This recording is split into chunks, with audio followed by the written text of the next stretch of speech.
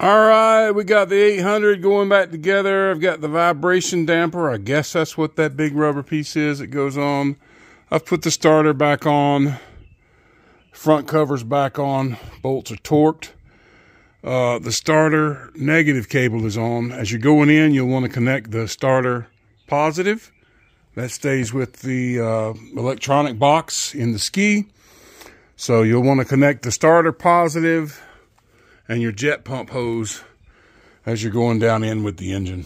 And actually, this one's light enough you can pick it up and set it by hand. So that's what I'm going to do. That's how I brought it in. There's the rest of the exhaust. All right, so here we are setting an engine. This one, like I said, about the limit of one that I'll pick up. And there's your jet pump hose, 1/4-inch nut driver. Tighten it on, and then get your battery hot lead tightened on. Then you want to get your battery negative, which is coming all off the back here. You want to get it run through the boot over here. It's right there, and run it through. Get all that stuff before you can move the engine around like I did here. Push it over to the side, 10 millimeter, tighten this up, slide your boot over it. Then you're going to line up this coupler, power takeoff coupler, to your jet pump. Got a little rattle in that one. And then get your shims. Remember where your shims go. Remember, I stage them, but I got them all out of order now for this one. Your shims, and you've got to get this alignment right on this with those shims. And I did have one that was double shimmed, and I've got to figure out which one it was. Oh, there you go. All right, I'm working on the GP800. It's going to have several little things that I'm going to have to fix on it. This is my SBT build. See how it goes. I've set the engine, and I've been lining it up with the shims. You get my alignment. You can feel it with your hand. You can use a feeler gauge to get this perfect. But I mean, I've got a perfect alignment there. But you put the shims back where they came from, and that's how it works out for you. Anyway, time to put the engine mount bolts, all four. It's only like 12 pounds for these guys. They're not that big a round of bolts. Yeah, spec says 12. I don't know whether it means 12 for these or all of them, but I'll just go 12 with them. They do have Loctite on them, I guess to keep them from backing out. I'm gonna go ahead and reinstall the oil pump system. So I got to take that block off plate off the front. What else? This one, the display isn't reading at all, and you can see it's all messed up inside there. So I'm going to have to, I think, pull the entire steering system to get to the display on this one, because you can see there's no access. This is a separate under here. So this has got to come off to get that out. So the newer models, they certainly made it easier to access the gauges. This one also has a problem with the trim system. Not Cats, that's Kawasaki. You trim them with this, and then you've got cables here. This is broken, and it appears that the cables are seized in the casings. So, I didn't catch that when I got this. So lots of little things that have got to be taken care of to get this ski going. This is the one that had the crazy high tension leads. I took some off of another ski, my part ski 800, put them on here factory style with their coil as well. So I changed that out. Just lots of little things. I've also got this is bad, so I've got to change this out. All right, let's go at it. Engine mounts. We'll start there. All right, it would have been easier to put this together out of the ski. Well, I like making things harder for myself, but you got two really long bolts on the bottom, and then two a little bit shorter. They're all really chromed out. And then there's one 10 millimeter that's underneath here. It goes in this way. That's why when you pull these four and you think you're done and you can't get this apart, you still got this bolt hanging out underneath the bottom there. All right, I discovered a problem when I was going to hook my power valve cables up. I installed the power valve rail 180 out. In other words, this thing has two little places where cables fit into it, and it is installed upside down. So just know that it's possible to do that, and I did it. The holes for the two cables have got to be on the bottom down here. I've got them up here. So that means I got to pull the whole engine back out. Luckily I didn't get finished installing it, but I'm gonna have to pull the exhaust off because I've got to be able to get inside there, and you can't get those bolts out with the exhaust in place. So just engine's got to come out. I got to redo that. I show the good, the bad, and the ugly on my channel. And I do make mistakes just like anybody. That's the problem with stopping a job and starting it back up months later. You're just kind of going through the motions and maybe not paying attention as much as you should. And it's going to cost you time and money. So couldn't have run it like that, but it's just frustrating. I'm gonna have to pull that whole exhaust back off of the engine to fix it. Not too bad, just a little frustrating, but you can see that's backwards, baby. Those two have got to be on the bottom. You don't have to worry about this side, but you can't get to these without removing this. And you can see it hadn't been fired up, so well, let's fix it. I got it fixed. 36 pounds torque for these out here is the best I could come up with. 25 for these up here. Now this has got a different size head, but I think it's still 25. It's the same size diameter bolt as this. I think they had to put a smaller head on it because of this cutout to get it to fit. So go ahead and put this baby in, because this is one of the hardest bolts. I've never found one of this bolt that was easy to get out, ever.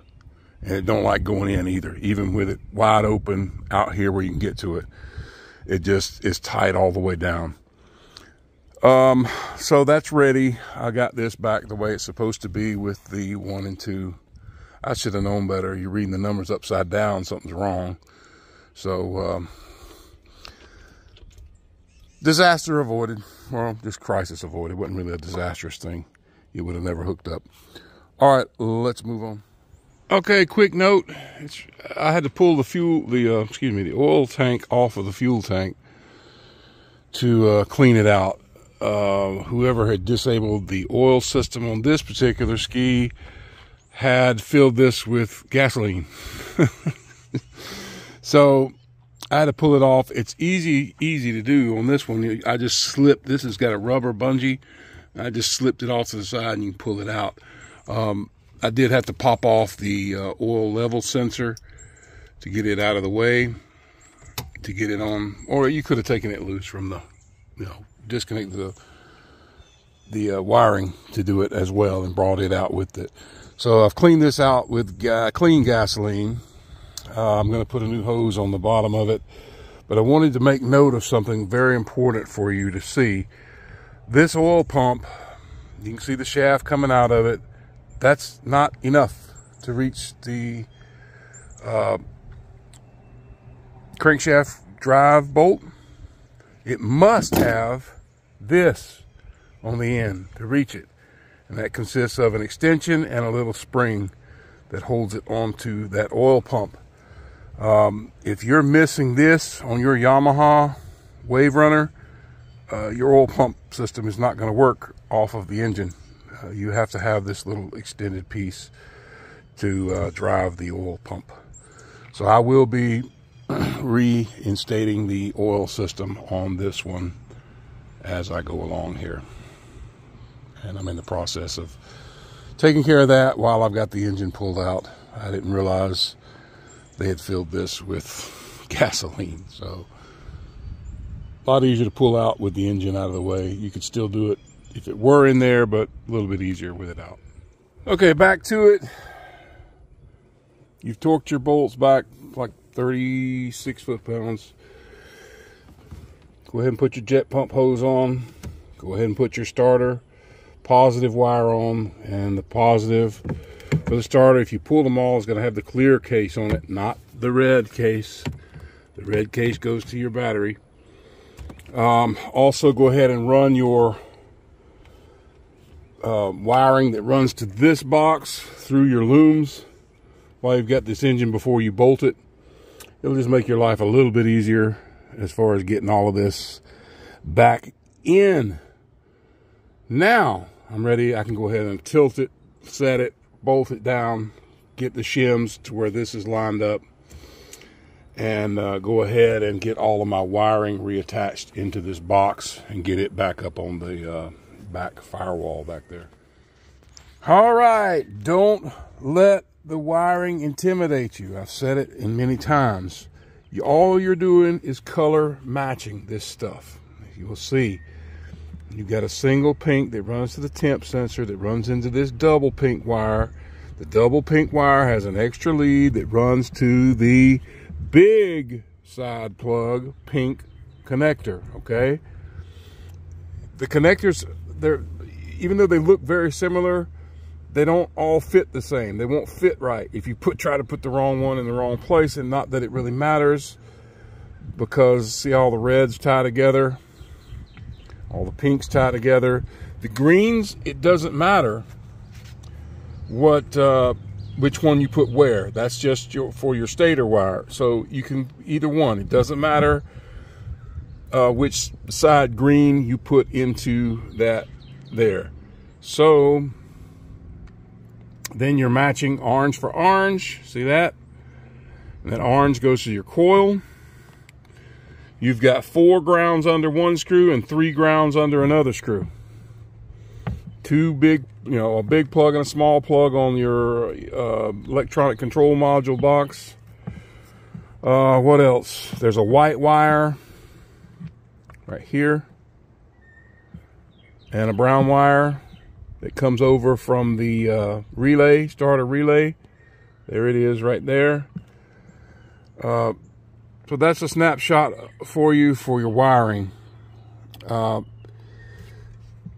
It looks a mess, but it really isn't. And then of course you got a fuse in this. Some people upgrade it to the new style fuse to get rid of the old glass one. That should be it for this electrical box. Should be ready to tie back together. Now, the one thing you do have to be careful of is don't pinch your wires when you go back on with the cover, and get all these things tucked in here nicely, because this makes life a little easier when you do that. Tuck them all in, get them in there all nice and flat, laid out like sort of how that's got. You want them nice and laying in there for when you go back on with this cover. It makes life simpler for you. And do not pinch them. There you go.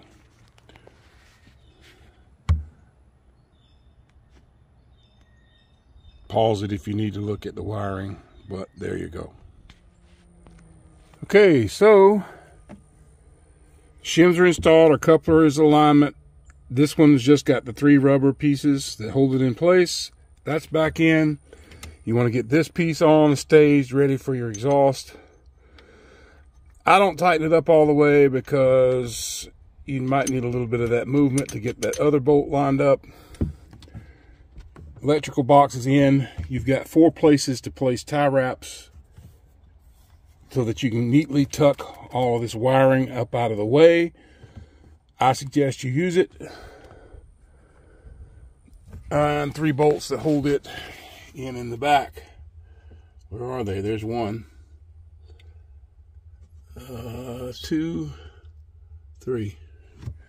This one has 3. The newer ones only have 2, because 3 is a little overkill for that light of a box. So basically you got to make sure you route your hoses and all your wiring up away from your PT power takeoff coupling. get your power valve motor cables attached back to the engine. I've got to do that. New spark plugs. I think these are used, so I've got to change those. What else? I've got to get the carb back on here, and this carb, since they took out the oil pump, I've got to find a cable. I should have one somewhere, a short cable that runs from the oil pump to the throttle assembly. There's a little short cable for that, and I'm going to need it. So let me get that. All right, working on the GP800. Yeah, loads of fun. We've got this together. I still got to put this piece back together. It's always kind of fun getting those in. It has 4, but this was missing 2. Those bottom 2 are really hard to get in. I think that's why they left them out. I've got the oil pump hooked up here. The lines are primed. I've shown videos on how to prime the lines. You run your drill in reverse with the pump disconnected and hooked up to your drill. Sometimes using a short piece of pipe, plastic tubing to the drill to the pump makes it a little smoother operation. Don't forget your little extension coupler that goes on your pump. Make sure it doesn't come out in your drill or anything stupid like that.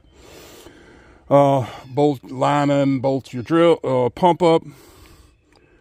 Then you've got this piece on the GP800. I could not get this piece to go in this exhaust piece with leaving this one in.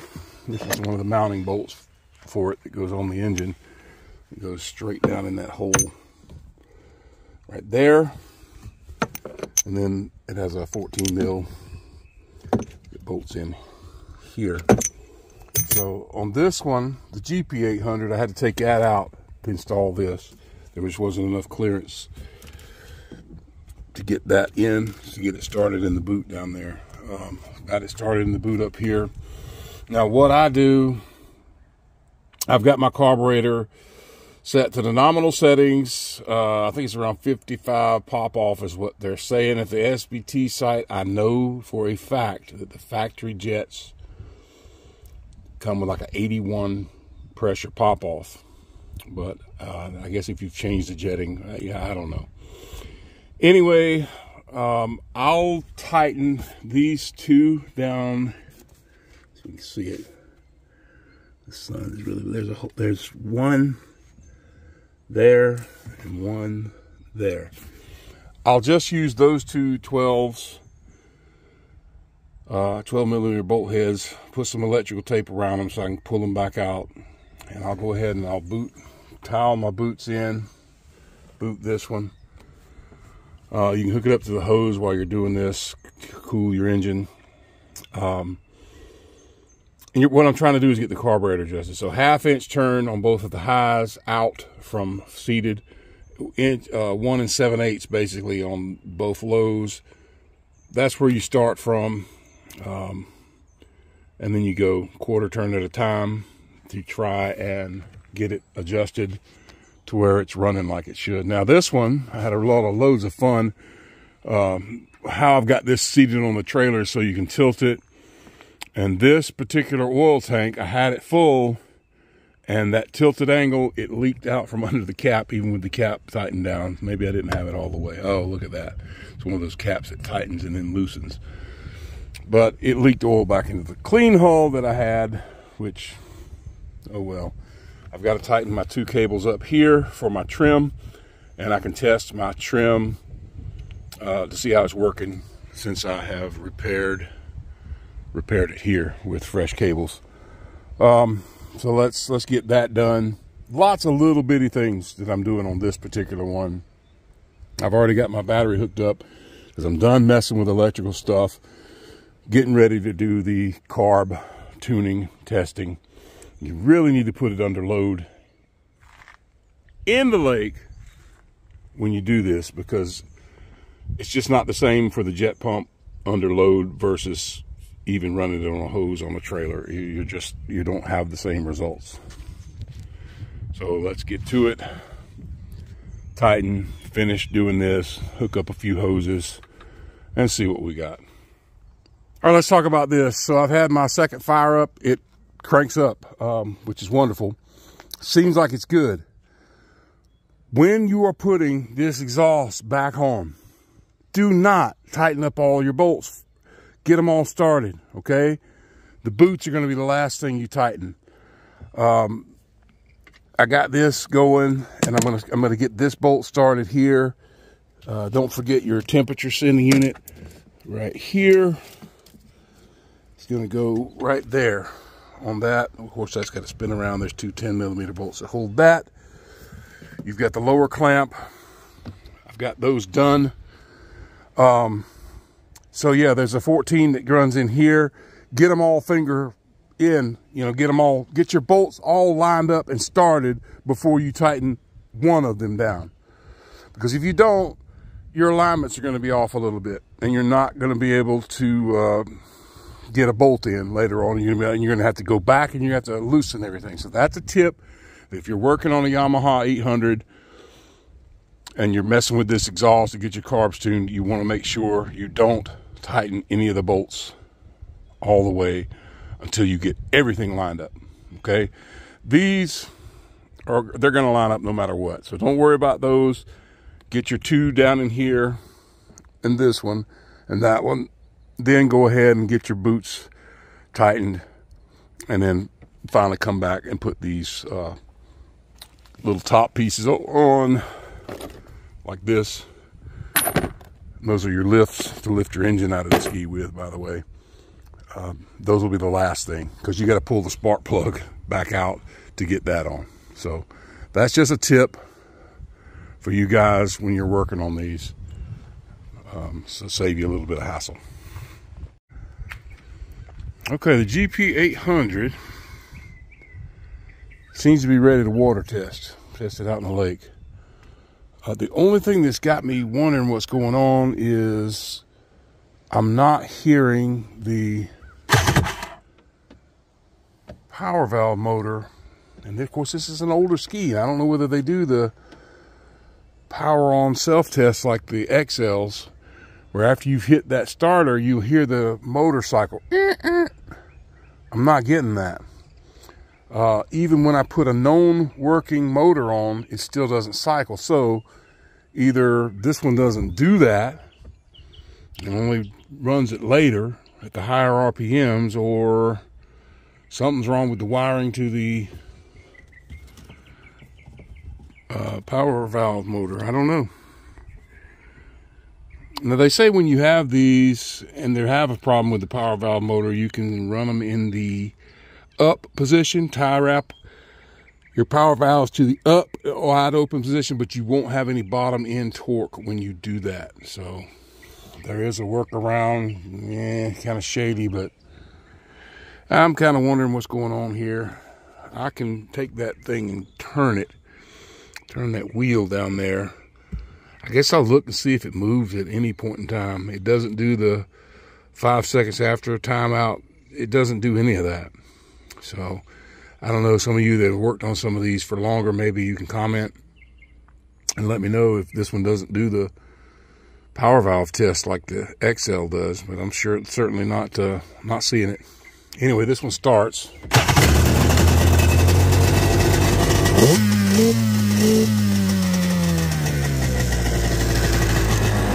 Seems to have plenty of crispness with the throttle. Only way to really try it is to put it in the water and test it out. So that's what's about to happen.